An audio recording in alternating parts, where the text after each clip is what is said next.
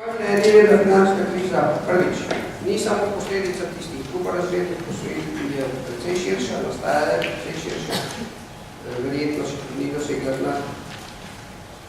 Posledice na realni sektor znajo biti precejšnje tudi pri nas, ampak manjše kot v razvitejših državah. Mislim, da bodoče bo potrebna boljša kombinacija tržnih in regulatornih ukrepov, učinkovitih regulatornih ukrepov.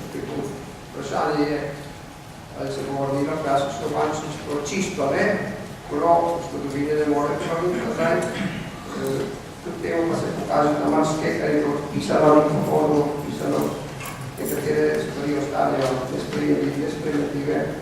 In kolikšna pocena krize pa je pa vprašanje za vas, ne, gospodinu. Mislim, da ste pomembni,